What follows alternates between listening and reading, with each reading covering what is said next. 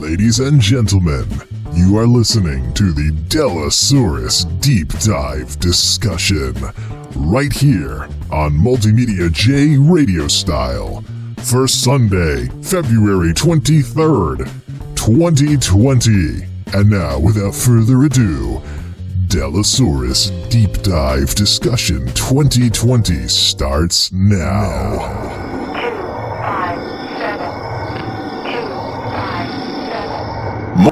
MultimediaJay Radio Style.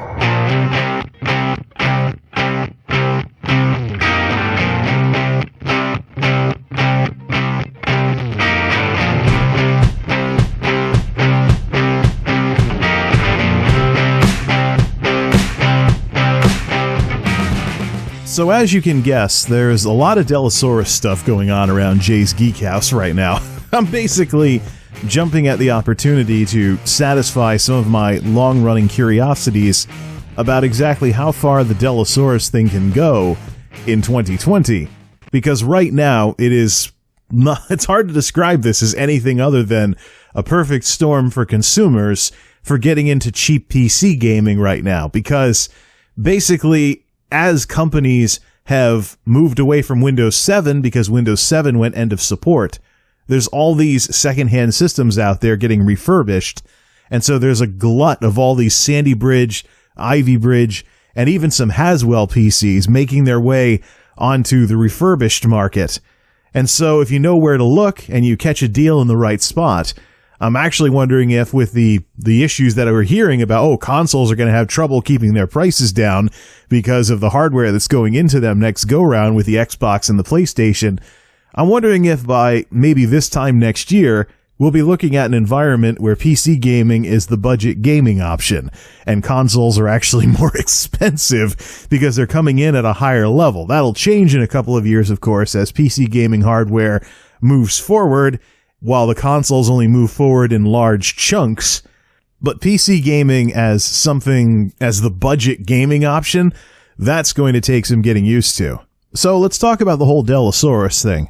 Dellasaurus is my unofficial joke term, or whatever you want to call it, for an old Dell that I'm trying to keep relevant for as long as possible. We have the OG Dellasaurus, which was my dad's old Celeron system from 2000 when I went off to college, and he was the only person in the family left without regular access to email. Then that became too old to really do anything anymore, so I deliberately picked up a Sandy Bridge i7 system, because in 2017, it was the old processor that I was most interested in seeing how long I could keep it relevant. So in terms of Dellasaurus type stuff, in terms of keeping old Dells running as long as possible, Sandy Bridge was it. But there were a couple of refinements from Sandy Bridge to Ivy Bridge that left me persistently curious about Ivy Bridge specifically. For example, in Ivy Bridge, you're talking a 77-watt TDP for the Core i7, as opposed to being up around the 100-watt mark where most processors have been since then. So I'm legit curious about the Ivy Bridge Dellasaurus as an actual secondary system and how it performs relative to my main system, which has a Skylake in it. And that's really where the value of these systems comes into play, because if you jump on Newegg and you try to make a system that has what these old retired Optiplexes have at roughly the same processing power, you're looking at a Ryzen 3 1200 system, and you're going to have a hard time keeping everything below $300 without buying the absolute cheapest stuff on Newegg. And when you get around to building your own system, that's when you want to put your thought and your money into making something that lasts an extremely long time. So you don't want to be stuck with someone else's proprietary decisions or planned obsolescence or any of those gotchas that are inherent in buying a PC off the shelf in a store. And so that's why, for getting into PC gaming, just starting with something pre-made and then having a few transferable upgrades to go with you into something you build on your own next go-round, these Optiplexes are pretty awesome. Because for these specific generations, Sandy Bridge, Ivy Bridge, Haswell, we're talking about a very, very standardized tower system if you get the towers. And the towers have, of course, you're not going to be able to take the RAM with you. You're not going to be able to take the processor with you. You're not going to be able to take the power supply with you. And you might even ditch the power supply if you want anything besides a no extra power graphics card in there.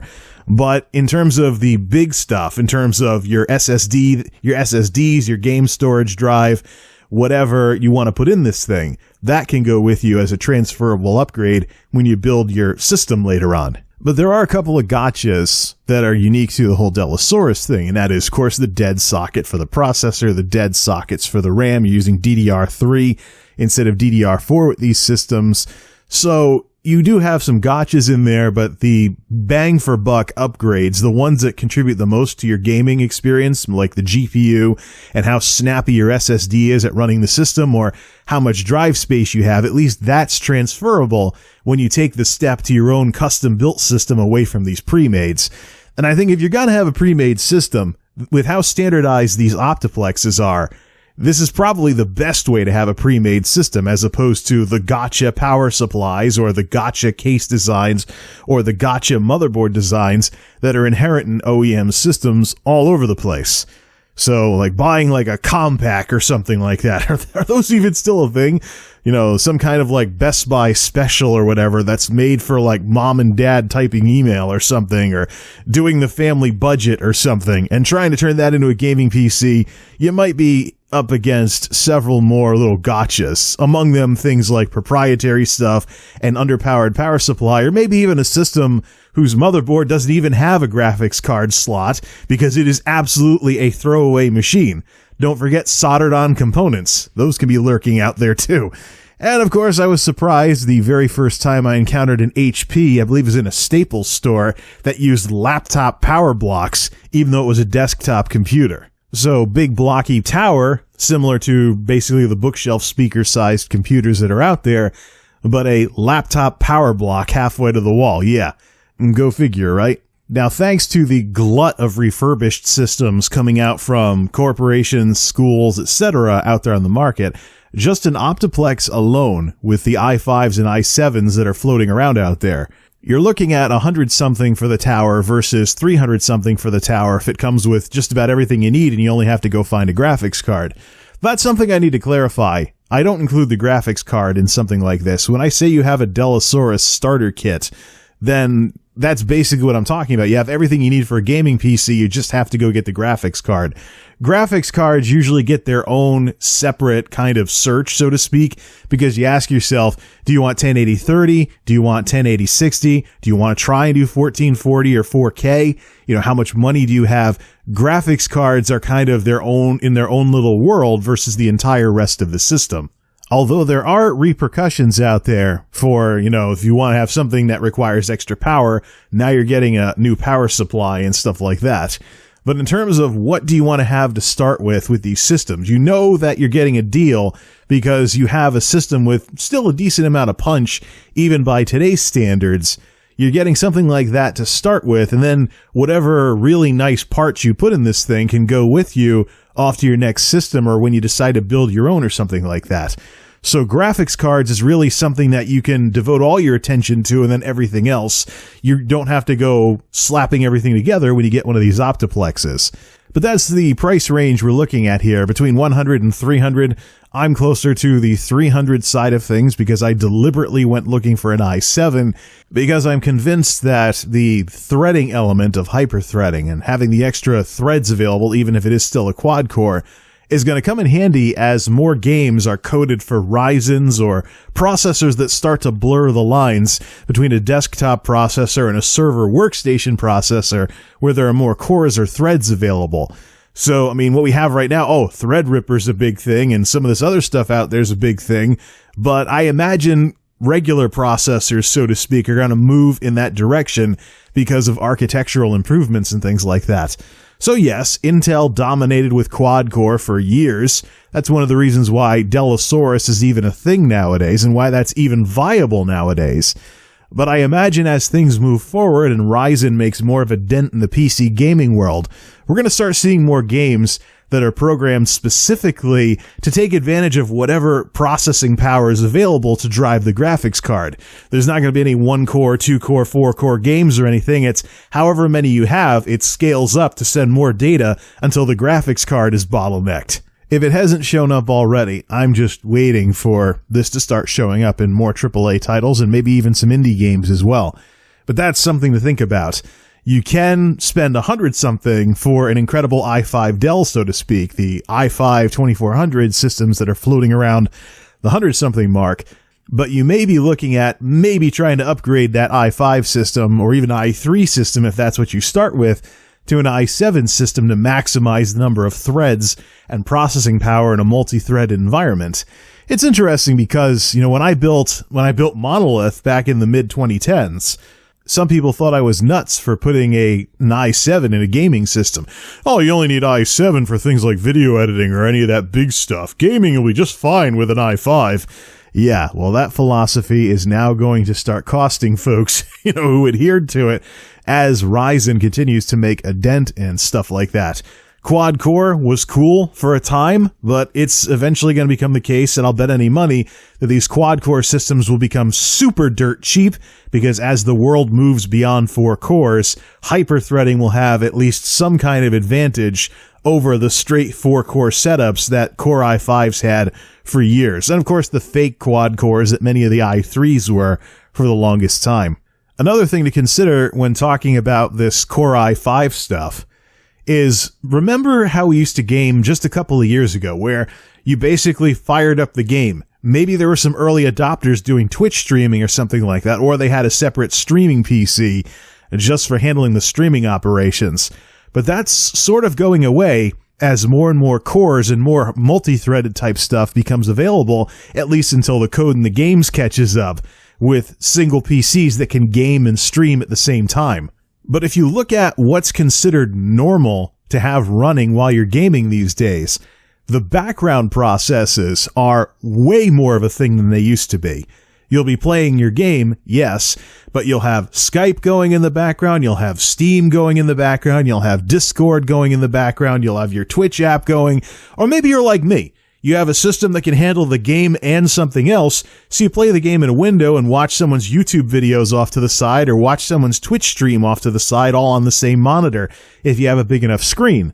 I know for games that are grindier, I've certainly done that, where I've turned down the game audio and just did the repetitive tasks in-game to get whatever, points, gold, what have you. MMOs in particular are a good use for this sort of thing, while listening to a podcast or just watching YouTube videos or something like that. If the game is really that easy that I can just tune out the game except for some really basic stuff, or maybe glance between the two windows, I've certainly done that. The thing is, though, that's another reason why multi-threaded stuff is going to become more important in the near future, because we have all these background services running. And then if you have streaming stuff going on the same PC, just forget it. But I went with i7 deliberately with Monolith, because the Ryzen was coming out, and I'd heard people joking about, AMD might release an 816 or a 1632 kind of processor. That's overkill. Nobody needs that. So I'm like, okay, if AMD is going in that direction and I'm building an Intel system because I'm not waiting for Ryzen to finish coming out. Remember the whole Duke Nukem Forever of processors thing from a couple of years ago. I'm like, I'm going to go with a 4.8 instead of a 4.4. Oh, what are you doing? You don't need a Core i7 to game. That's overkill. You must like throwing money away. Core i5 is just fine. Well, fast forward to today, and you're probably looking at Core i5s becoming dirt cheap in the very near future, because 4 cores is now getting your foot in the door with PC gaming these days, particularly if you start having a graphics card that needs to be fed big time in order for the game to not end up CPU bottlenecked. It'll be interesting to see where this goes and how long I continue to be right with these predictions, even if people think I'm a little goofy when I decide to go for things like i7s over i5s. But don't forget, you can also look at second-hand processors to increase your threads. If you're crazy enough, you might even try throwing a Xeon into an Optiplex. If it's compatible, then why not? Get some more cores and threads that way. The issue I have with Xeon Gaming, though, is that Xeons were not made for gaming PCs. So when you get into workstation and server processors, that's when you're talking about stuff that's designed for 24-hour operation. So that's when your power efficiency goes out the door. I've actually seen some Xeons that people are like, hey, look, I have a Xeon PC and it plays video games with 4 cores, 8 threads, and it's awesome. I'm really glad I did this. I got this Xeon for so cheap. Yep. And then you look at the idle power consumption of the Xeon they're using. It never drops below 100 watts because it's made for a workstation or a server, so it's made to be doing stuff all the time. You don't get the kind of ramp down that you see with the Intel cores that are made for consumers and businesses that have more mixed use situations. And so you get these people brag about, oh yeah, Xeon Gaming PC, I got it super cheap. And then that's the other side of that story is that, yeah, Xeons weren't really, they just happen to work, but it doesn't necessarily mean they're always the best solution for stuff like this. It's a razor and blades kind of situation. Yeah, you may get a cheap processor with a cheap sticker price, but over the course of the time you're operating that processor, you can run a spreadsheet to try and figure out what the break-even point is for this. But you'll end up with a power hog processor that basically guzzles more watts, runs the temperatures higher, requires more cooling, makes the system louder, and that increases the wattage even more because you need more powerful fans to cool that hotter processor that isn't as power efficient. It eventually turns into a snowball type thing where you have trouble maintaining your temps, or your overclocking potential is limited, or in some other way you don't really gain from buying a Xeon. So I'd say if you start with an i3 or an i5 Dellasaurus, and you end up upgrading it later, the i7 is probably the sure thing until that gets capped, and then next go around you can just move on from the entire system and maybe get something better pre-made and convert it into a gaming PC, or build something of your own. And that's really the last thing that I want to talk about with this Dellasaurus deep dive, is the Dellasaurus's main competition. You take one of these old Optiplexes, and it's funny how popular they've become. I mean, just type Optiplex Gaming into YouTube, and you'll see video after video after video of all these people basically having their Dellasaurus experience like I did. It's funny because I did this before they did many times. 2017 versus all these people that have been finding out about it in 2018 and 2019. But yeah, I saw this potential way back when, and I sprung for it. Some people thought I was silly going for the i7 instead of the i5, but hey, what can I say? I have my reasons. But let's talk about the Dellasaurus's main competition. If you want to get your foot in the door with PC gaming on the cheap, the cheapest, probably the best cheap system you could build would be something with socket AM4. AMD has totally changed how we think about processors by running socket AM4 for pretty much heading towards the half-decade point at this point. Originally, socket AM4 was only supposed to go to 2020, but there was something from AMD where they're like, nah, there's no reason to get rid of it. Let's keep using it. So they're just going to keep on going and going. And this creates a situation where processor upgrades, depending on your motherboard's BIOS updates and processor support, is a lot more flexible than it otherwise would have been. So you can build or buy someone's Ryzen system with the Ryzen 3 1200 and upgrade the heck out of it. I think at that point, you actually might run into limitations on what RAM the motherboard supports. So your RAM speeds would eventually stop at a certain point or something like that. But RAM speed for gaming versus RAM quantity, yeah, that's a different thing that we usually don't focus on with this kind of stuff. But AMD has really kind of shook things up with how long they've had socket AM4 going.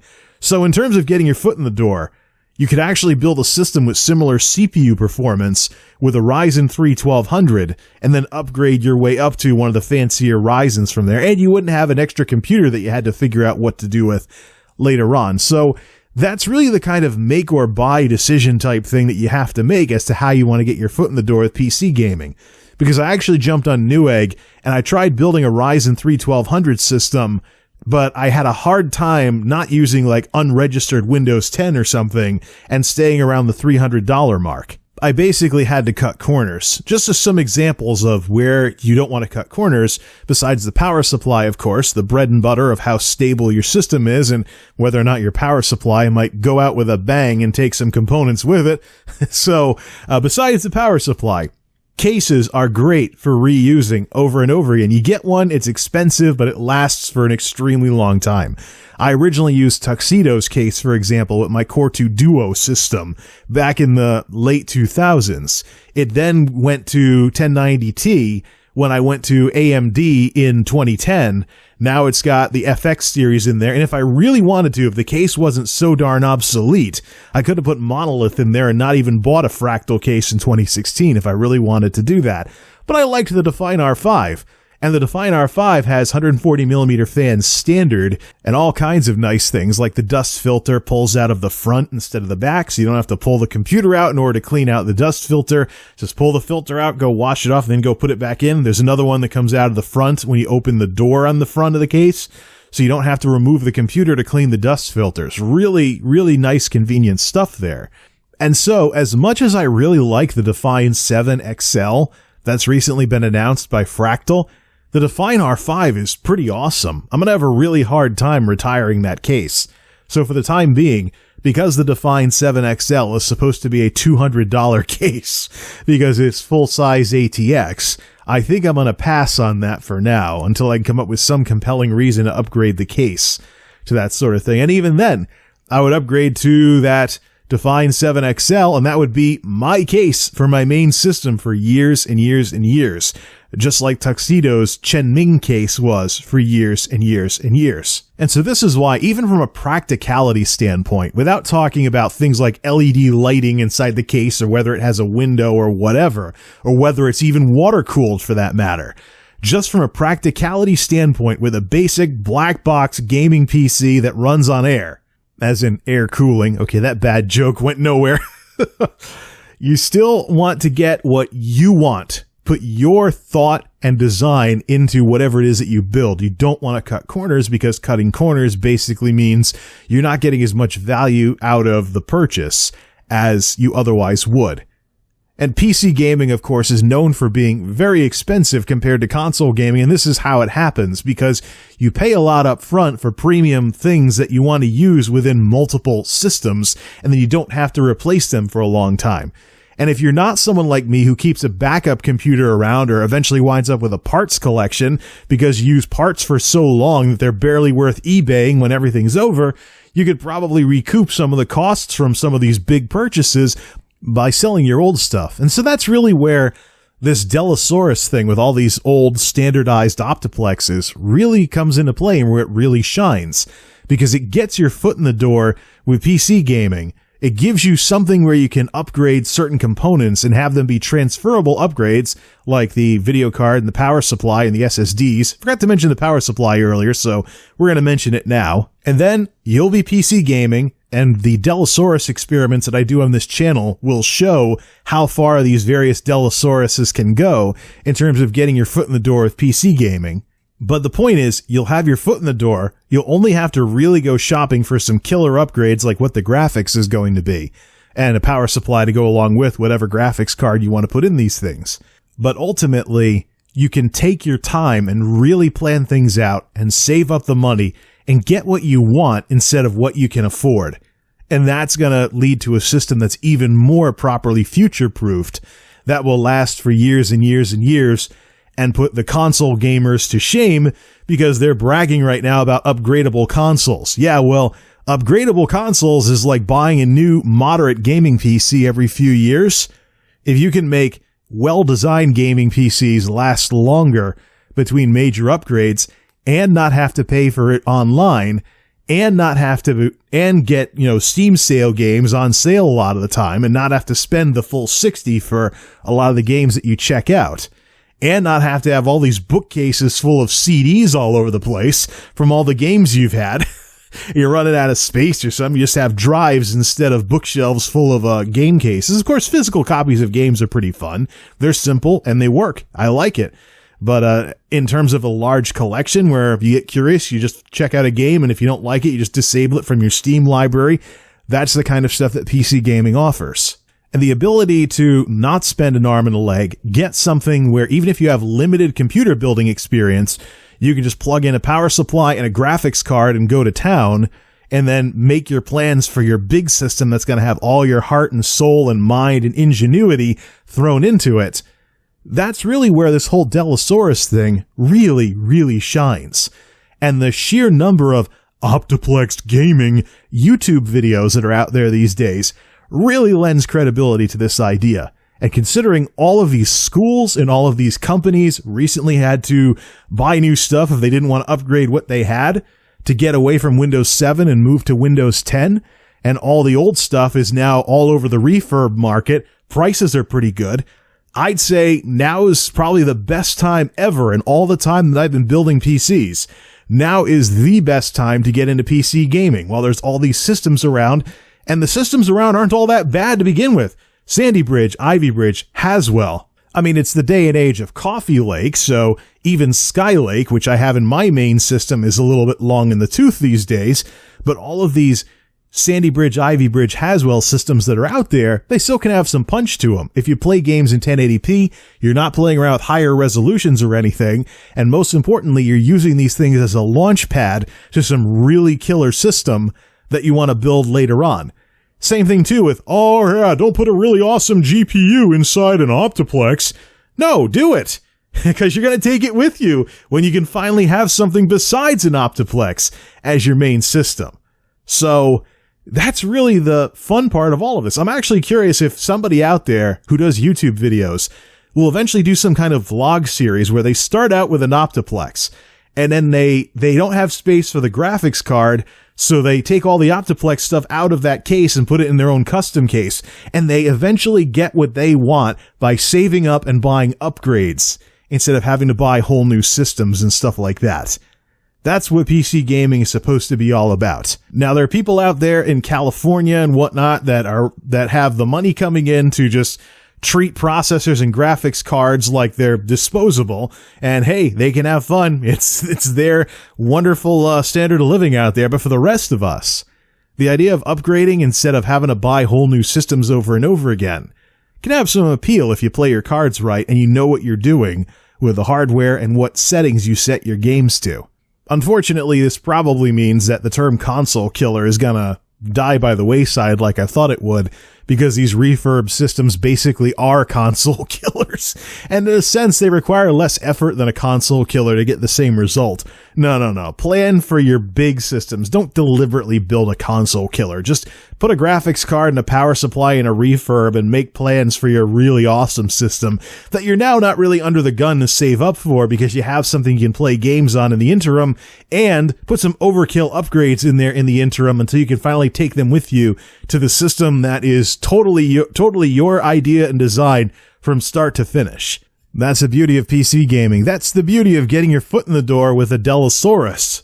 And that's the beauty of the times we live in here at the beginning of the 2020s. Windows 7 just went end of support. There's all these cheap systems out there. These cheap systems have at least some upgrade options. Now's the time to get into this stuff, folks, because I don't think we're going to see this again. Corporate computing is moving away from towers and even away from regular desktop machines like what you'd see in an office.